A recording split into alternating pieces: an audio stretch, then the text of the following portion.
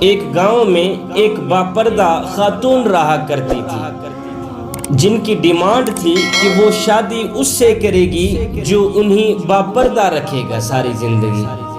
تو ایک نوجوان اس شرط پر نکاح کے لیے رضامند ہو گیا کہ میں اس کو ساری زندگی باپردہ رکھوں گا۔ خیر، دونوں کی شادی ہو گئی۔ وقت گزرتا گیا، یہاں تک کہ ان کا ایک بیٹا پیدا ہو گیا۔ ایک دن شوہر کہنے لگا، میاں میں سارا دن کھیتوں میں کام کرتا ہوں، کھانے کے لیے مجھے گھر آنا پڑتا ہے، جس سے وقت ضائع ہوتا ہے، لہٰذا تم مجھے کھانا کھیتوں میں ہی پہنچا دیا کرو۔ بیوی شوہر کی اس بات پہ راضی ہو گئی۔ وقت گزرتے گزرتے ایک اور بیٹا بھی اللہ پاک نے عطا کر دیا، جس پر شوہر نے کہا، اب گزارا مشکل ہے، تم ہی میرے ساتھ کھیتوں میں ہاتھ بٹانا پڑے گا۔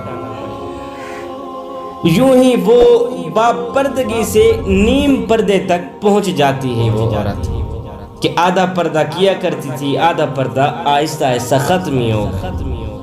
اور تیسرے بیٹے کی پیدائش پر اس کا شوہر اسے مکمل بے پردگی تک لے آیا۔ وقت گزرتا گیا، یہاں تک کہ اولاد جوان ہو گئی۔ ایک دن یوں ہی بیٹھے بیٹھے شوہر ہنسنے لگا۔ بیوی نے سبب پوچھا تو کہا کہ تو بڑا پردہ کیا کرتی تھی، آخر کار تیرا پردہ ختم ہو گیا ہے نا؟ کہاں گیا تیرا پردہ؟ کیا فرق پڑا پردے اور بے پردگی میں؟ زندگی تو اب بھی اسی طرح گزر رہی ہے۔ بیوی بولتی ہے کہ شوہر میاں، او میرے سرتاج، تم ساتھ والے کمرے میں چھپ جاؤ، پھر میں تمہیں بتاتی ہوں کہ پردے اور بے پردگی میں فرق کیا ہوتا ہے۔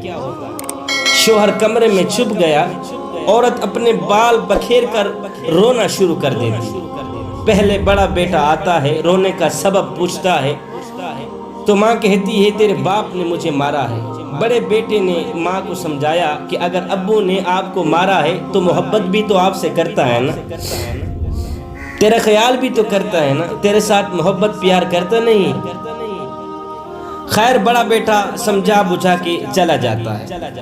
عورت پھر سے رونے کی ایکٹنگ کرتی ہے تو بڑے سے چھوٹا بیٹا آیا، رونے کی وجہ پوچھی تو ماں نے کہا کہ تیرے باپ نے مجھے مارا ہے۔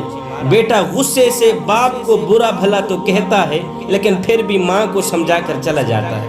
اب عورت یہی ڈرامہ چھوٹے بیٹے کے سامنے کرتی ہے۔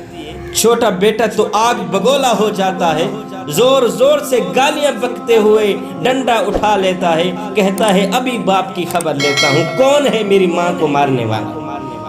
پھر عورت اپنے شوہر کو بلاتی ہے اور کہتی ہے کہ میاں، پہلا بیٹا میرے پردے کے زمانے میں پیدا ہوا تھا، اس نے تیرا پردہ بھی رکھا۔ دوسرا نیم پردے میں پیدا ہوا تھا، اس نے بھی تیری آدھی لاج رکھ لی، جبکہ تیسرا بیٹا مکمل بے پردگی کے زمانے میں پیدا ہوا تھا، وہ تو مکمل طور پر تیری عزت کا پردہ اتارنے چلا گیا۔ اس لیے بزرگ فرماتے ہیں، پردہ عورت کا فطری تقاضا ہے، پردہ عورت کا